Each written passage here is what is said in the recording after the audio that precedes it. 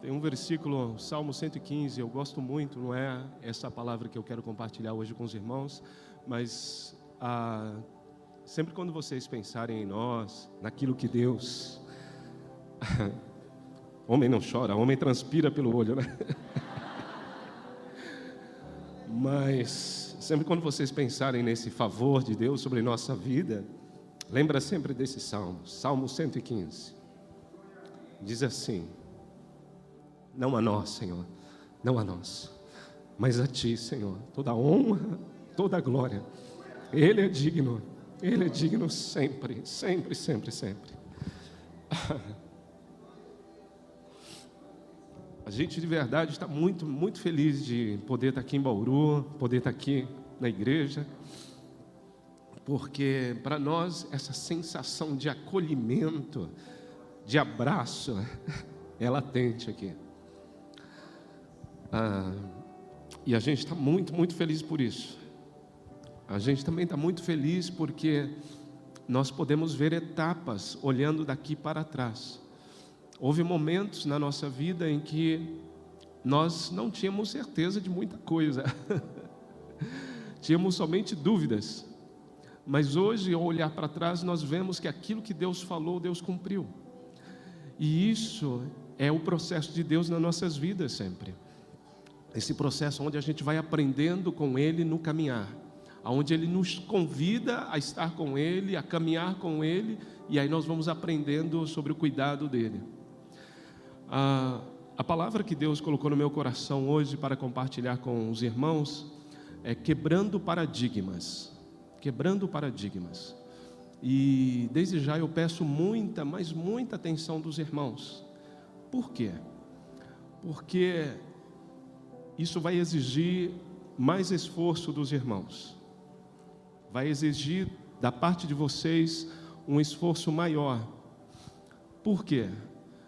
Porque muitas vezes as nossas expectativas, que podem se tornar paradigmas, elas impedem que aquilo que Deus quer fazer em nós aconteça. Isso por quê? Porque a pessoa que está falando, ela está falando de uma maneira que não é comum para mim, ou uma maneira que eu não estou acostumado. Eu me lembro, por exemplo, a primeira vez que eu entrei numa igreja presbiteriana do Brasil, e durante o culto eles pediram um momento de silêncio. Irmãos, quão tremendo foi a presença do Espírito Santo naquele momento de silêncio. Me fez tremer as pernas, me fez tremer por dentro, tão forte era a presença do Senhor. Era uma maneira muito diferente do qual eu estava acostumado a perceber a presença de Deus. Mas Deus estava ali também. Eu me lembro, estando no Marrocos, a nossa equipe disse que gostaria de fazer um retiro para obreiros, para os homens. E eles perguntaram para mim o que eu achava. Eu disse: irmãos, isso vai ser tremendo, porque acho que a última vez que eu participei de um encontro de homens de um retiro de homens, foi quando eu ainda estava lá na minha cidade. E quando eu estava indo para esse lugar, eu sabia quem ia compartilhar a palavra, e ele tinha uma maneira muito peculiar de compartilhar os temas, que era dar algumas tarefas escritas em um papel, e sempre pedia: olha, agora você toma tempo com Deus e deixa Deus falar com você. E quando eu estava fazendo essa viagem para ir para esse retiro, eu estava com uma vontade tremenda, sabe, de sentar e escutar uma pessoa. Eu disse: não, hoje eu quero sentar e escutar, eu necessito disso. Espero que esse meu amigo não venha com um papelzinho. E aí ele chegou lá naquele dia, distribuiu os papeizinhos e disse: hoje eu não quero falar nada, que eu quero dar mais tempo para o Espírito Santo. Eu, meu Deus. Mas tá bom, vamos ser obedientes. Peguei os papeizinhos, tomei um lugar a sós, e como Deus falou comigo. Como Deus falou comigo. Minha oração é que Deus possa falar comigo e com cada um dos irmãos hoje uma vez mais. Eu peço aos irmãos que se coloquem de pé, por favor. Nós vamos ler a Bíblia no Evangelho de João, capítulo 1. Nós vamos ler do verso 43 até o 51.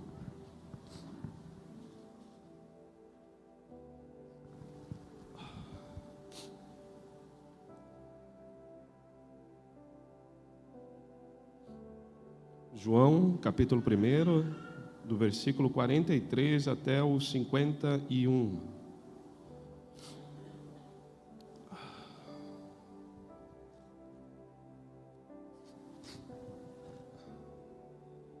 Vocês já encontraram? Amém? Diz assim a palavra de Deus. No dia imediato, resolveu Jesus partir para a Galileia e encontrou a Filipe, a quem disse: segue-me. Ora, Filipe era de Betsaida, cidade de André e de Pedro. Filipe encontrou a Natanael e disse-lhe: achamos aquele de quem Moisés escreveu na lei e a quem se referiram os profetas, Jesus, o Nazareno, filho de José.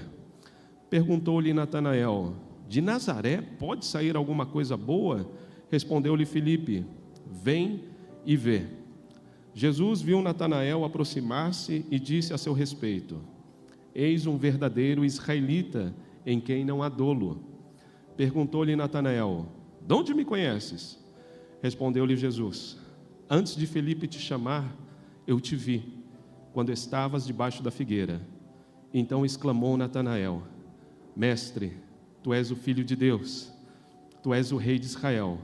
Ao que Jesus lhe respondeu: porque disse que te vi debaixo da figueira, crês? Pois maiores coisas do que estas verás. E acrescentou: em verdade vos digo, que vereis o céu aberto e os anjos de Deus subindo e descendo sobre o Filho do Homem. Pai, queremos colocar nossas vidas uma vez mais nas Tuas mãos. Senhor, queremos clamar a Ti, Pai eterno, porque sabemos que Tu és um Deus que ouve as nossas orações. Senhor, e hoje, nesta manhã, Senhor, pedimos a Ti que o Senhor abra os nossos ouvidos para ouvir a Tua voz. Senhor, fala conosco da maneira como o Senhor quer, da maneira como o Senhor planificou na Tua agenda, Senhor. E o Senhor sabe, Senhor, como falar com cada um dos Teus filhos. Em nome de Jesus. Amém e amém. Pode se sentar, por favor.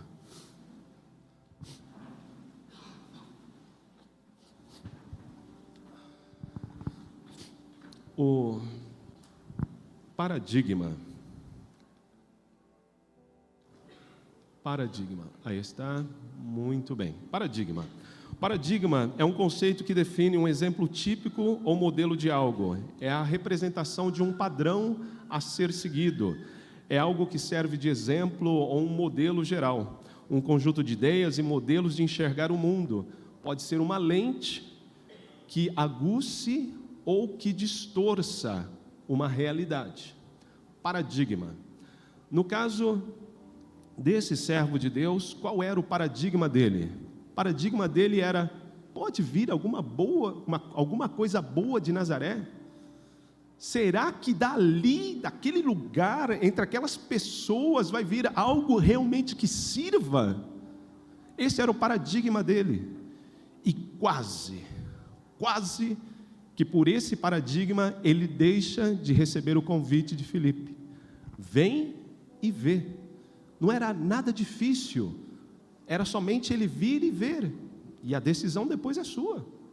Mas por causa desse paradigma, quase que ele perde essa grande oportunidade de conhecer ao Senhor. O Senhor, sabendo disso, se comunicou com ele, quando ele veio, e falou algumas palavras, mas essas palavras revelaram para o coração desse servo aquela experiência que ele teve ali debaixo da figueira. E ele interpretou que o Senhor que estava com ele antes, estava ali agora diante dos olhos dele. E ele disse: Senhor meu e Deus meu, o Senhor está aqui comigo.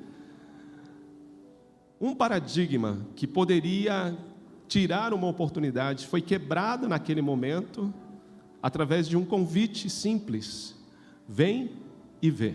A decisão é sua, não foi imposta, simplesmente foi um convite.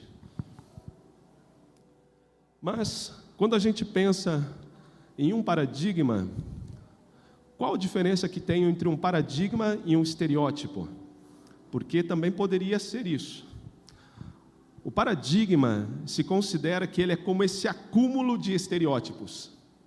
E aí se torna em uma regra de interpretar já. Seria mais ou menos isso. Então, o estereótipo é quando você pensa em uma pessoa, uma situação, mas o paradigma, ele já é essa interpretação utilizando tudo isso. Um paradigma pode ser definido como um conjunto de estereótipos que prevalecem no comportamento de um grupo social. E os paradigmas são constituídos por um conjunto de crenças e conhecimentos que formam uma imagem ou uma visão em cada sociedade, sobre a forma de ver e compreender o meio ambiente.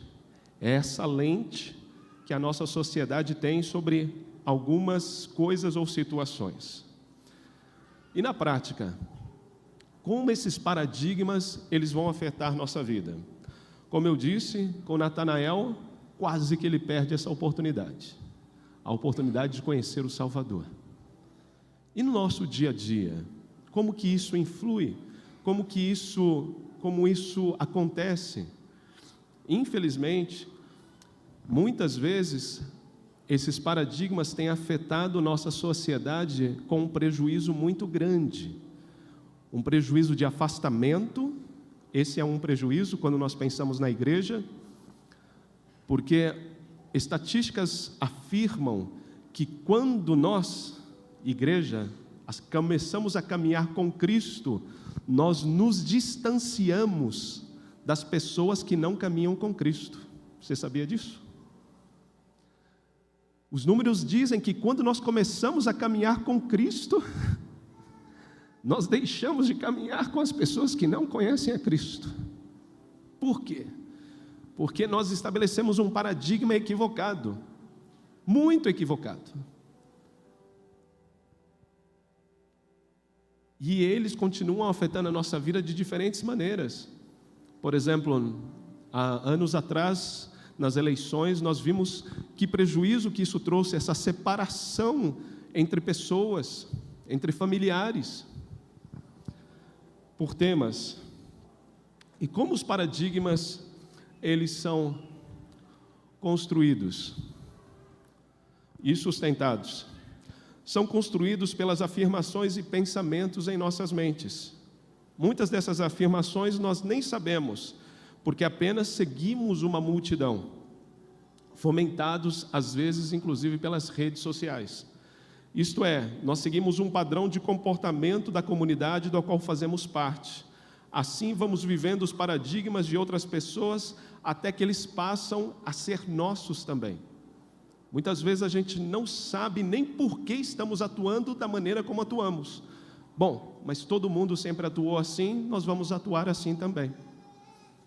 Quer ver um paradigma que acontece muito quando nós pensamos na obra missionária entre os povos muçulmanos? Quando você pensa em um muçulmano, qual ideia que você tem de um muçulmano? Talvez seja aquele homem de barba grande, com uma arma na mão, aquela imagem do muçulmano que aparece muitas vezes no telejornal. Esse é um paradigma. Então, todos os muçulmanos são jihadistas. Esse é um paradigma que nós estabelecemos. Uma ideia a respeito de toda uma sociedade. Agora a pergunta é, será que realmente todos os muçulmanos são assim? É claro que não, meus irmãos. Claro que não. A maioria deles são gente muito, mas muito boa. Gente comum como eu e você, que trabalha todos os dias, que tem preocupação em sustentar seus filhos, em educá-los, em ensiná-los a caminhar com Deus da maneira como eles aprenderam durante toda a vida deles. Mas gente que quer o bem do outro. Gente muito, muito boa. Quer ver um outro paradigma? Eu me lembro de coisas que foram acontecendo comigo nesse tempo, servindo como missionário. Eu me lembro, no nosso primeiro período no país, nós tínhamos uma dificuldade muito séria, que era de encontrar um imóvel para alugar. E eu já tinha percorrido a cidade de cima para baixo, de baixo para cima, e não tinha encontrado um imóvel que se encaixasse no nosso orçamento. E não conseguia. E um dia eu estava voltando para casa, aonde nós estávamos hospedados, e encontrei um amigo meu muçulmano. E os muçulmanos sempre são muito assim, muito simpáticos. Eles perguntam: como que você está? Como que está a sua família? Como que está a sua vida? E aí quando ele fez todas essas perguntas para mim, eu abracei ele e comecei a chorar no ombro dele. Simplesmente comecei a chorar, porque eu estava cansado. E ali, enquanto eu estava chorando, eu pensei: uau, eu estou fazendo errado. Porque era ele que era para estar chorando no meu ombro. Paradigma equivocado. Não, nós somos humanos. E ele me abraçou e dizia: não há problema, meu amigo, estou aqui com você. Estou aqui com você. Os paradigmas, muitas vezes, eles atrapalham de nós darmos espaço para a humanidade, que é nós sermos humanos uns com os outros, nós sermos seres naturais e normais e podermos transmitir a mensagem de Cristo a esse próximo que está do nosso lado dessa maneira. Sabe quando que você percebe o paradigma? Na maioria das vezes, quando nós saímos da nossa bolha, quando nós saímos desse ambiente que nós estamos cercados de pessoas que pensam como nós. É nesse espaço onde nós vamos ter a oportunidade de perceber pensamentos que nós tínhamos equivocados. E falou: calma, esse paradigma que eu tenho está equivocado, como este. Um outro paradigma, por exemplo, eu me lembro estando servindo ali no Marrocos, um jovem crente se aproximou, disse que ligou para nós e disse: Enoque, eu gostaria de orar com você e com Simone. E quando ele me chamou, eu disse: amém, pode vir. Mas eu pensei: mas eu é que sou um missionário, eu que tenho que orar por ele. Equivocado. Nós somos igreja, nós somos igreja, nós somos igreja.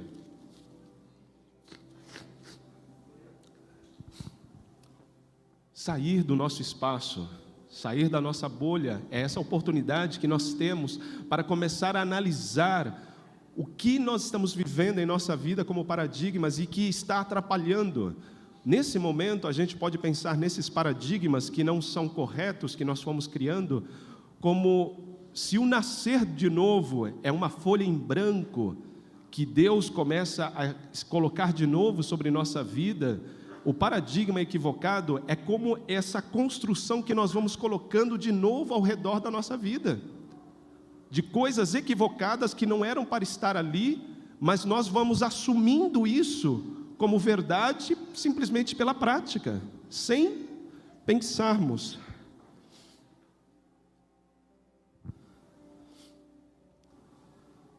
Naturalmente, somos intolerantes com todo aquele que pensa, fala e age diferente de nós. Tornamo-nos inconscientemente um paradigma para todo homem, ou seja, desejamos nos tornar um modelo, padrão e exemplo geral. Muitas vezes isso começa de uma forma genuína, e de uma forma boa, e de uma forma realmente necessária. Por exemplo, quando nós pensamos no farisaísmo, e a gente escuta a palavra fariseu, hoje tem uma conotação ruim, não é verdade? Quando a gente escuta a palavra fariseu na Bíblia, a gente pensa sempre em algo ruim, mas o farisaísmo, quando nasceu, não era algo ruim. O farisaísmo, quando nasceu, ele nasceu justamente como um movimento a proteger e manter a doutrina da Torá. Só que chegou um momento que o farisaísmo ultrapassou todos os limites, estabelecendo paradigmas, modelos, que inclusive Jesus disse para eles: vocês estão estabelecendo esses modelos e nem vocês seguem esse modelo.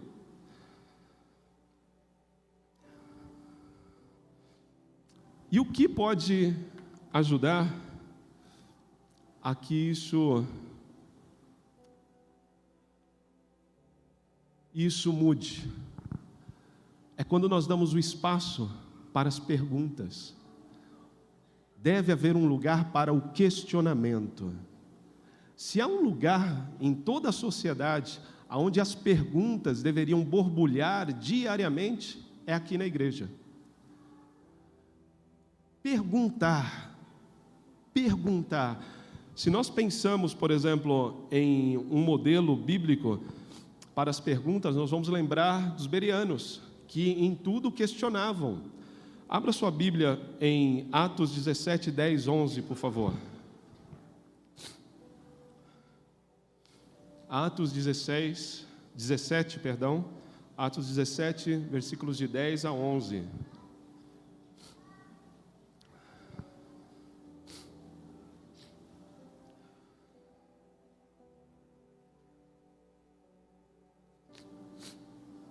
Diz assim a palavra de Deus, Atos 17, 10 a 11.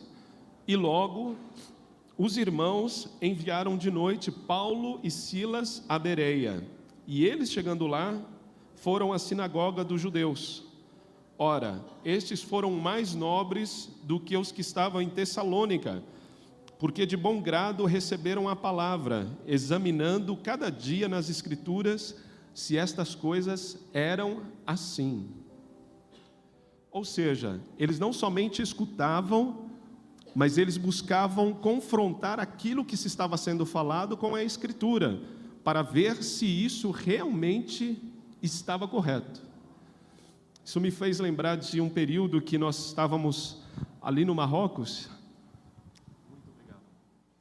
A gente estava ali no Marrocos e, além do grupo de irmãos locais, ou seja, marroquinos, que se reunia como igreja na nossa casa, como igreja perseguida, nós também estávamos com um grupo de estrangeiros, que não conheciam a Cristo, alguns deles, e para estudos bíblicos.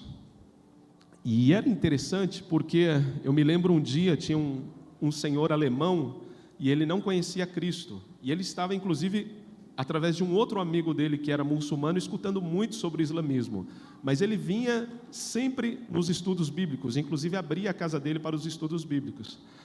E algumas vezes os irmãos estavam compartilhando a palavra de Deus, e eles começavam a dizer, olha, a palavra de Deus está dizendo isso,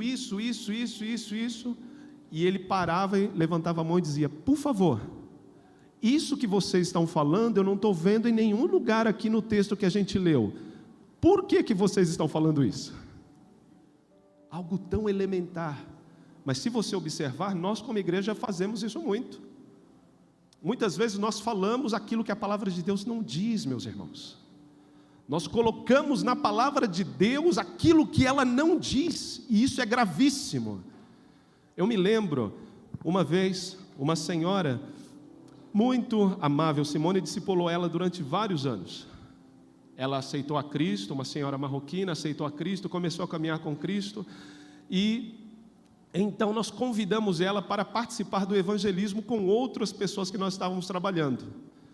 E um dia essa senhora disse assim, será que eu posso compartilhar hoje? Eu disse, sim, pode. E nós íamos compartilhar sobre Gênesis, capítulo 1, falando sobre a criação do mundo.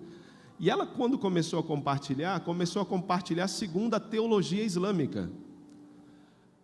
E eu entendi de que estava errado, mas as pessoas que estavam ali não sabiam disso, e eu entendi que eu não deveria chamar a atenção dela naquele momento.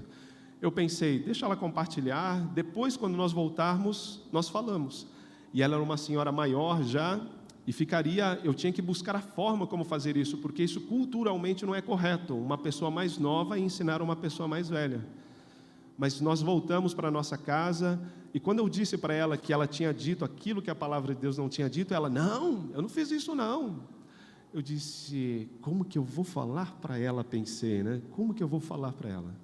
Aí eu disse para ela assim, o que a senhora acha de nós sentarmos, abrirmos nossas Bíblias e lermos novamente, para vermos o que a palavra de Deus diz? O que a senhora acha? Ela disse, bom, ótimo, vamos fazer isso. E ela começou a ler a Bíblia, e em um momento, ela debruçou o rosto sobre a Bíblia e começou a chorar, e depois começou a bater no peito, Senhor, me perdoa, Senhor, porque eu disse aquilo que a Tua palavra não diz, Senhor, me perdoa, um arrependimento genuíno por ter falado aquilo que a Bíblia não diz. perguntas, fazer perguntas é necessário para nós. Não somente fazermos, mas por que fazermos isso? Quando nós vemos as pessoas com Jesus, falando com Ele, Jesus em nenhum momento se opôs às perguntas. Quando Ele foi comparado a um profeta, quando Ele foi comparado que Ele não era o Filho de Deus, Ele não se ofendeu em nenhum momento. E muitas vezes nós, como igreja, nós carregamos essa ofensa. Deve haver espaço para as perguntas. Talvez em algum momento, para nós como igreja, ter alguma dúvida é como quase que estar em pecado. Quase como estar em pecado. Ai, irmãos, eu já tive muitas dúvidas, e tenho muitas dúvidas. E essas dúvidas, elas provocam outras coisas, temores, incertezas. Mas é nesse processo que a gente vai compreender melhor a verdade. Eu me lembro um momento que eu estava com uma dúvida muito, mas muito grande. Aliás, tinha muitas dúvidas. E aí Deus me deu uma frase. E a frase é essa: como desfrutar do doce mel da fé sem experimentar, na dúvida, o fel, esse gosto amargo. É a partir dali, na dúvida, que vai nascer a convicção em nosso coração. É a partir da dúvida, da incerteza, que vai nascer essa convicção que vai nos fazer caminhar de verdade com Jesus. A dúvida. Mas também há algo que é algo muito importante, eu acredito. É nós aprendermos com os discípulos. Nós aprendermos com esse grupo que Jesus tinha aqui para quebrar os paradigmas. Quando nós pensamos nos discípulos de Jesus, a gente vê que eles eram pessoas muito, mas muito diferentes uns dos outros. Muito diferentes.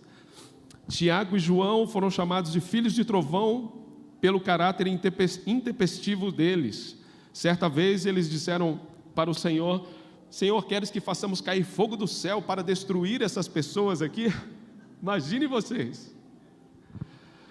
Pedro tinha um caráter impulsivo e fervoroso, mas ele sempre é mencionado nessa lista das coisas principais que estão acontecendo ali com o Senhor Jesus.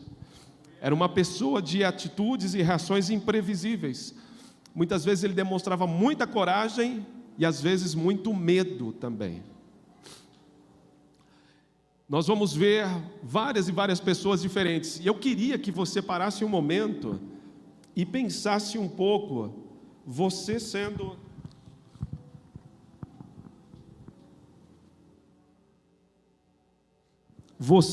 parte desse grupo de discípulos do Senhor, ali juntamente com o Senhor. Imagine você com seu paradigma, com as suas ideias, com seus estereótipos a respeito das outras pessoas, você estando ali junto com os outros discípulos. E aí o Senhor Jesus vai acrescentando só gente diferente a você nesse grupo. Senhor, esse daqui eu discuto com ele todo dia, Senhor. Não faça isso, Senhor, por favor. Aí entra: Senhor, esse daqui, Senhor, esse aqui nem crente é, Senhor. Por que o Senhor está trazendo esse cara aqui para andar junto com a gente, Senhor? E aí o Senhor vai lá e junta ele. Aí chega Mateus: Senhor, esse cara aqui é ladrão, Senhor, rouba todo mundo, Senhor. Era o paradigma. E o Senhor vai e junta tudo isso. Irmãos, isso é a igreja. Olha ao seu redor aqui, vê se você encontra alguém que é igual a você. Nós não somos iguais, somos totalmente diferentes, irmãos, uns dos outros, mas nós cremos naquele que ama cada um de nós de uma forma muito, muito pessoal. Muito pessoal.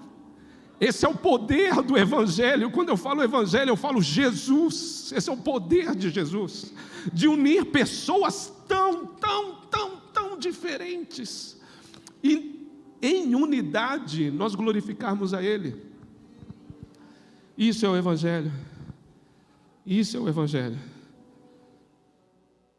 Mas Jesus também, Ele enfrentou paradigmas.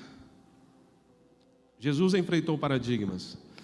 Jesus, certa vez, ele escutou as pessoas reclamarem a respeito da forma como ele atuava. Abra sua Bíblia lá em Mateus 11, 18 e 19, por favor. Mateus 11, 18 e 19.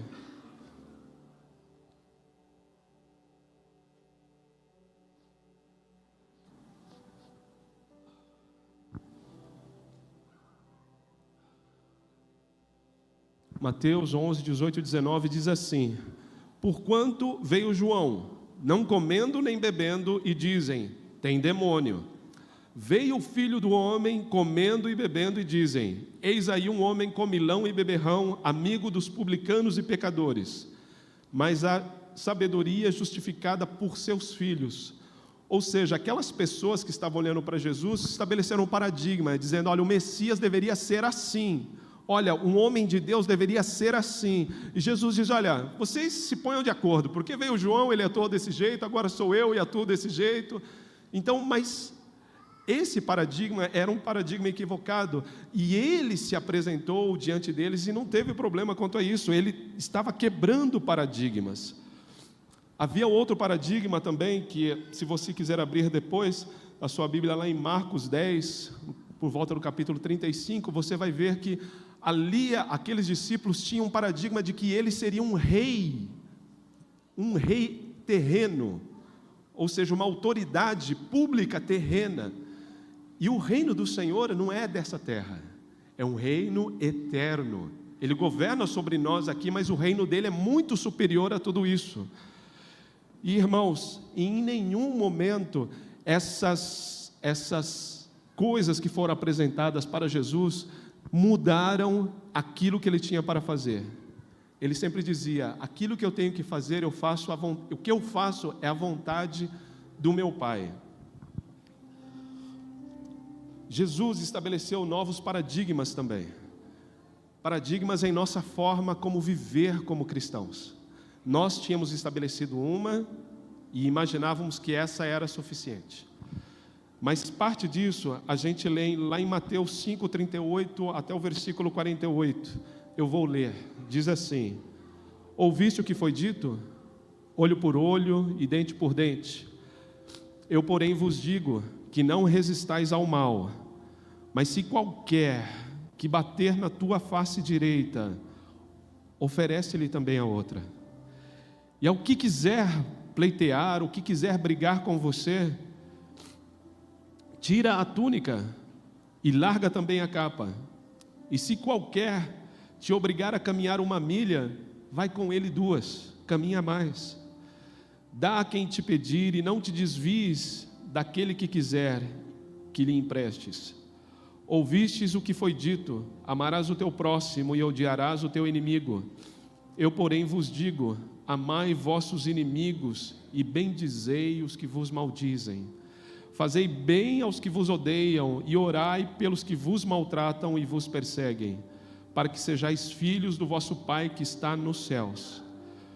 Porque Ele faz que o sol se levante sobre os maus e bons, e a chuva desça sobre os justos e injustos.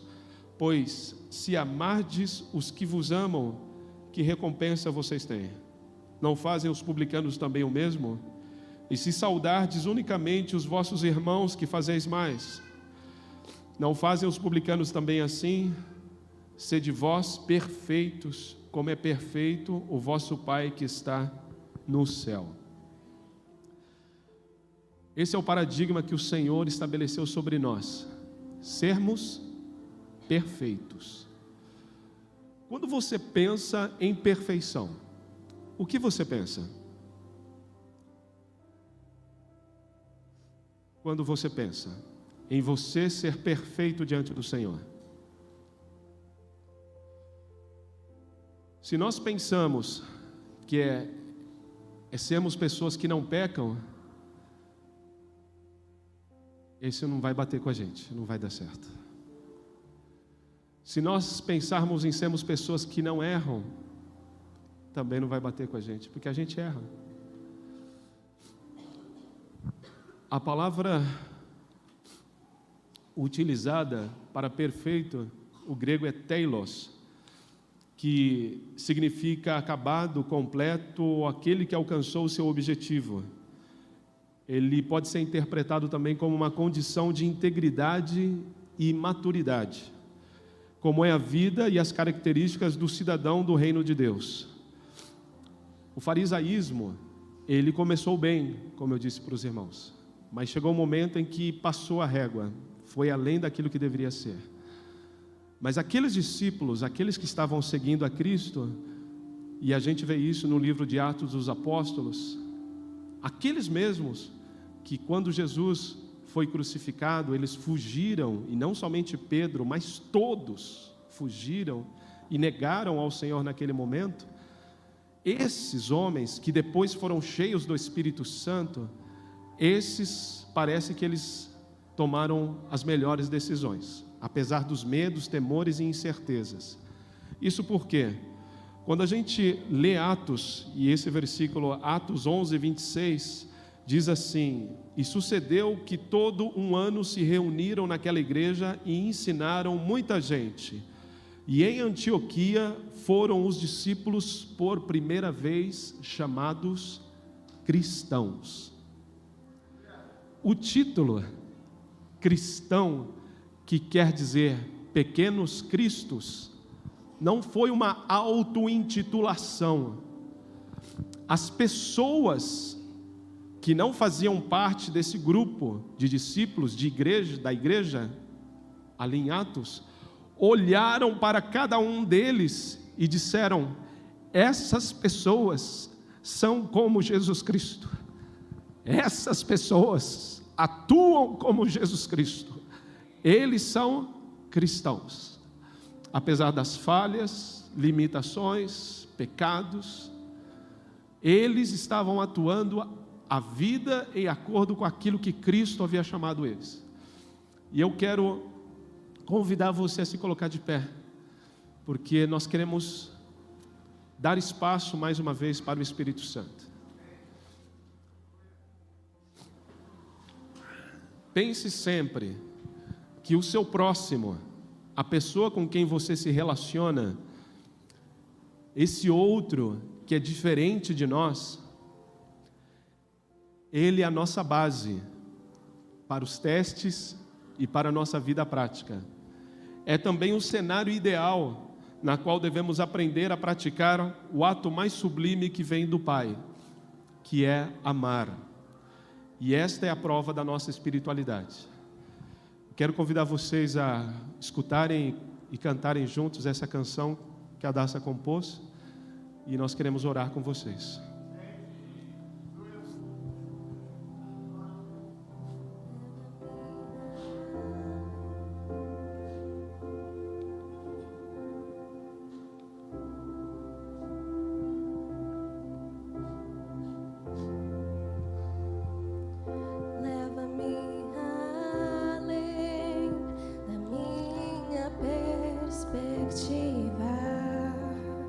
Leva-me além do meu ponto de vista. Leva-me além da minha própria altura. Leva-me além do meu entendimento. Então dentro de mim, então quebra os muros que eu construí, então quebra os paradigmas que eu adquiri, me leva pra mais perto de ti, me leva pra mais perto de ti. Quero te conhecer, assim como o Senhor é, além do meu ser, além do meu ser. Quero te conhecer, assim como o Senhor é. Leva-me além do meu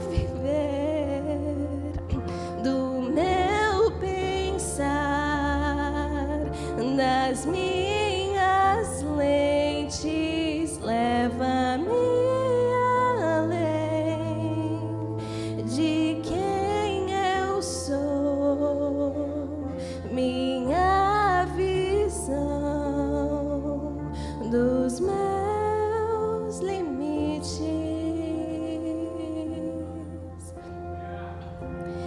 Então quebra as barreiras dentro de mim. Então quebra os muros que eu construí. Então quebra os paradigmas que eu adquiri. Me leva pra mais perto de ti. Me leva pra mais perto de ti.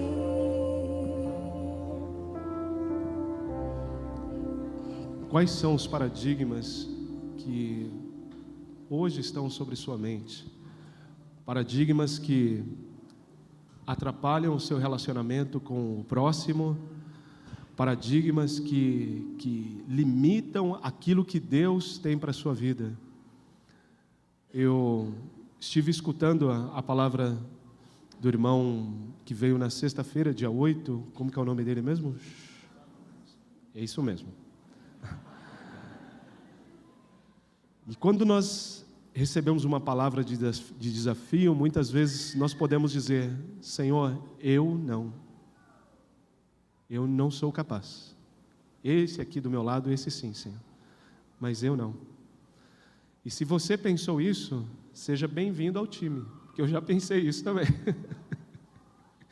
Não só eu sou assim, não só as meninas, mas um monte de gente na Bíblia, mas muita gente mesmo, muita gente. Mas Deus é quem nos chama, irmãos. E esse chamado de Deus é um privilégio. Isso é o maior, é quando Deus nos chama para caminhar com Ele. Quais são os paradigmas que você, ou a geração que você vive, as pessoas que estão ao seu lado, estabeleceram esses limites? Um dos paradigmas que eu continuo escutando sobre a igreja no Brasil é que nós não podemos fazer missões. Nós não podemos fazer missões porque somos uma igreja pequena. De onde vem essa mentira, irmãos? Isso é uma mentira do diabo. Do diabo! E muitas vezes a gente tem acreditado nisso. Como não podemos, nós somos milhares de pessoas hoje no Brasil, irmãos. As pessoas, quando olham do lado de lá e olham a igreja no Brasil, eles olham para mim e dizem assim: Enoque, por que a igreja no Brasil não envia outros missionários como vocês para servirem aqui com a gente? Nós podemos sim fazer isso, com a graça e favor de Deus, e esse é um privilégio, irmãos. É o privilégio de nós caminharmos naquilo que Deus tem. Há muito tempo nós escutávamos as palavras de que Bauru seria um celeiro de missões, e Bauru é um celeiro de missões, irmãos. Bauru é um celeiro de missões. É um celeiro de missões. Nós temos um companheiro na nossa equipe, o Ted Limpic, que ele viaja o mundo todo para estar com brasileiros servindo em países muçulmanos. Um dia ele chegou para mim e disse assim: olha, eu vou para o Senegal. E eu disse: olha, Ted, manda um abraço para o Celso, para a Andréia, para o Henrique Adas, que estão servindo lá. Ele, amém. E outro dia ele foi para um outro país que é fechado, e eu disse: olha, dá um abraço nesse irmão, que também é de Bauru. E aí, outro dia ele foi para outro país, e ele falou assim: peraí, qual que é o tamanho dessa cidade? Qual que é o tamanho de Bauru, Enoque? Porque tem muito missionário. Irmãos, assim é. Bauru é um celeiro de missões. Mas Deus quer nos chamar para mais ainda, uma nova geração que vai continuar servindo mais e melhor ainda, dentro desse propósito na nossa família Vineyards, meus irmãos. O irmão, ele compartilhou, e eu me lembro dessa palavra, e quando ele falou, a primeira coisa que me veio à mente foi justamente essa: dos poços, de voltar a abrir os poços. Vocês sabem quantas vezes aquele servo de Deus teve que abrir os poços? Uma vez? Várias e várias vezes. E nós vamos continuar abrindo esses poços. várias vezes, para que se cumpra o propósito de Deus. Persistência naquilo que é a vontade do Senhor. Permita orar por vocês. Senhor, em nome de Jesus, Senhor, nós queremos colocar nossas vidas hoje nas Tuas mãos, Senhor. Senhor, uma vez mais, Senhor. Senhor, nossas limitações, Senhor, nossas formas de pensar. Senhor, Te louvamos, Senhor, porque assim como cada um daqueles discípulos, Senhor, o Senhor olhou para eles e chamou eles para caminhar pertinho do Senhor. E o Senhor hoje, uma vez mais, está nos chamando, Senhor, para caminharmos pertinho do Senhor. Escuta o nosso coração, Senhor. Escuta a oração que pensamos, falamos, ou a oração que estamos suspirando, Senhor. Senhor, aquilo que não conseguimos expressar com palavras, mas o Senhor, através do Seu Espírito, o Senhor sabe muito bem. Senhor, em nome de Jesus, toma as nossas vidas e nos ajuda a viver essa vida de forma livre, Senhor. Além de todos os paradigmas desse mundo que nos cerca e também daquilo que nós mesmos estabelecemos. Ajuda-nos a ter o Senhor como nosso paradigma. Em nome de Jesus, em nome de Jesus Cristo, para a honra e para a glória do Teu nome. Aleluia. Que Deus os abençoe, meus irmãos, em nome de Jesus Cristo.